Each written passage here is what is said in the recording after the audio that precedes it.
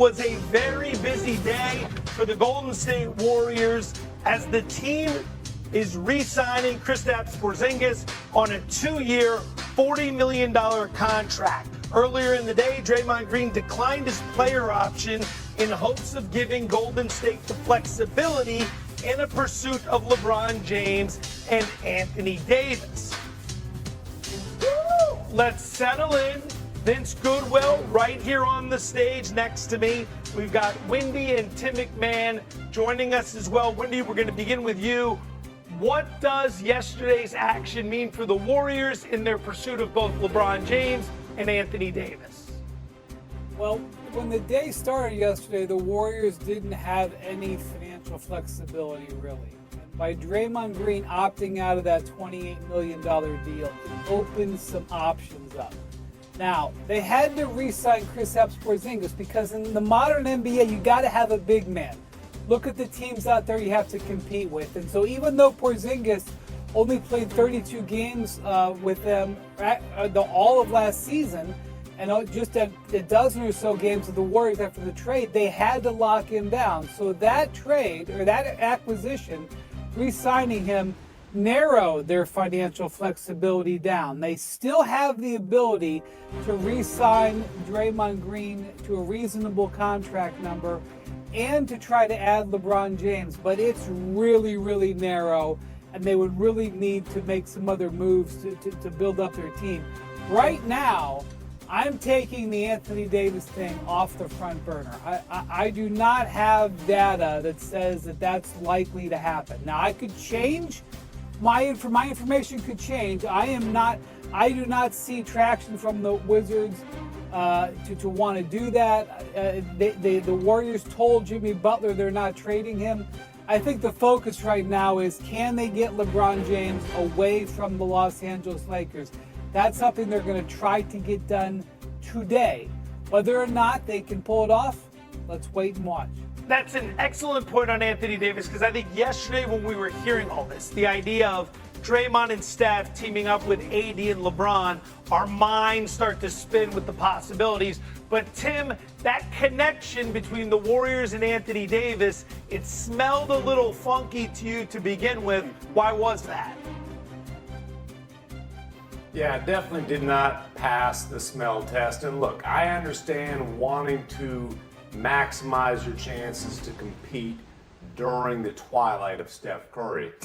But a trade for AD, that's going beyond the twilight, because look, number one, you're probably giving up some kind of draft compensation that would be beyond Steph. But more than anything, why does AD want to be traded? Because the Wizards are saying, hey, wait, we don't want to give you an extension right now. Anthony Davis is owed $120 million over the next 2 years and wants a near max or max extension off of that. To be committed to max money to AD when Steph Curry's riding off into the sunset would make 0 sense for the Golden State Warriors.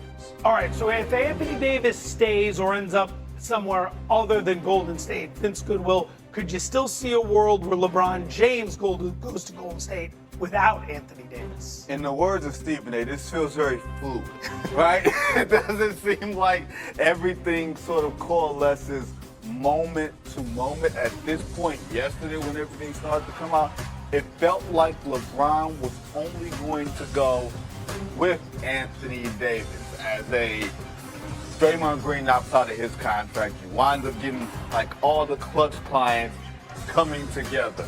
Now you just don't know. And to Tim McMahon's point, nobody gets free agency anymore in the NBA. Everybody gets their extension or they get moved because the money is not what it looks like. It's almost funny money. So you're better off getting your deal while you're with your incumbent team, or getting your deal and then getting moved. It just doesn't feel like all those things can line up. The question I have is, where does the Los Angeles Lakers sit with LeBron James? Because he has a very expensive cap hold. They have to handle their business as far as getting Luka Doncic, a rim runner, and some wing help.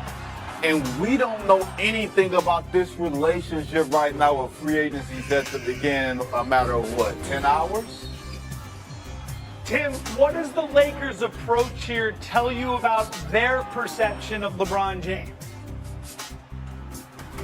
Speculation here, but this kind of reminds me, I've got middle school boys, and one of my sons had a girlfriend, and he didn't really want to be with her anymore, but he didn't want to break up with her, so he didn't really talk to her, was kind of hoping, please, can she maybe dump me so I don't have to be the one to dump her. That's kind of what this feels like. I wonder if the Lakers truly want to continue their relationship with LeBron James. If they do, put a number on the table. Tell him this is what we have for you financially, and let LeBron make a decision. But this slow play thing, what we do know is this: the Lakers' priority is building long-term around Luka Doncic and Austin Reeves.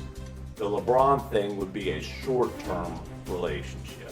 Windy, jump in here. Your thoughts on what the Lakers' perception of LeBron James might be at the moment?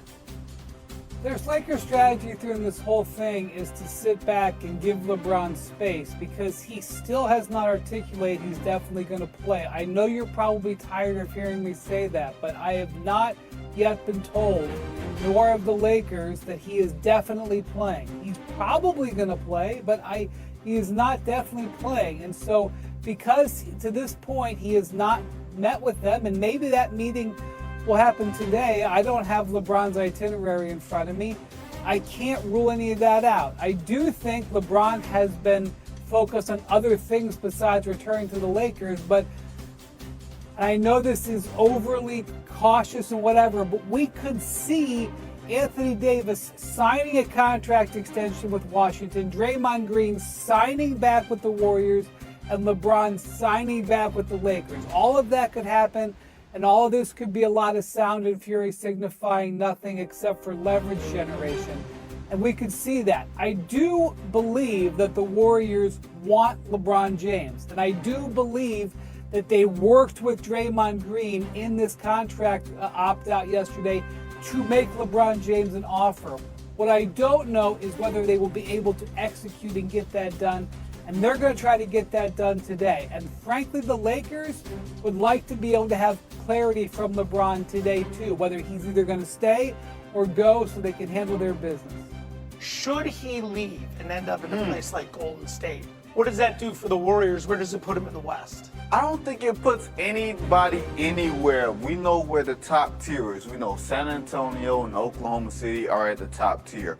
We are fascinated by what Minnesota can look like because they just got LaMelo Ball and changed up the dynamics of their team.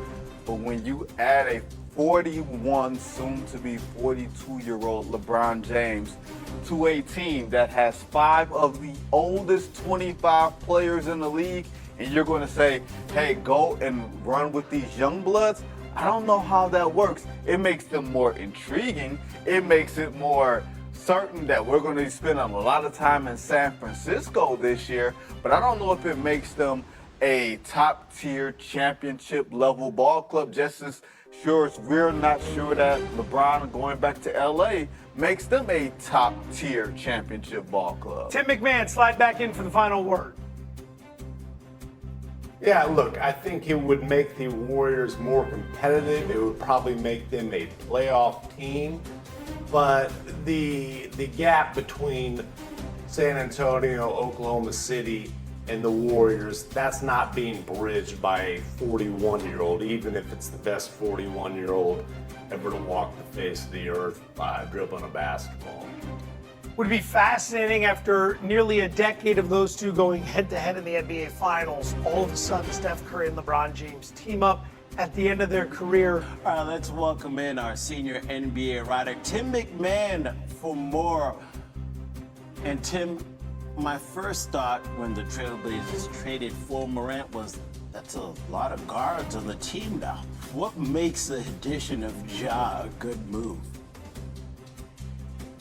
Well, we'll see if it is, but it's definitely a reasonably low, at least a past star, a potential star in Ja Morant for the Portland Trailblazers. I mean, look, and really what this is, it's a mutual salary dump. The Blazers were trying to get off of Jeremy Grant's contract, which also has 2 years left at about $70 million. Ja, 2 years, 87. So this is an exchange of unwanted contracts, but we'll see about the fit of Ja Morant. Ja and Damian Lillard, obviously a potentially explosive offensive backcourt, major questions on the defensive end. How do they fit when, let's be honest, Denny Avdija is the best player on the Portland Trailblazers. He'll need the ball, but again, this is a swing at upside where the Blazers didn't give up anything in terms of young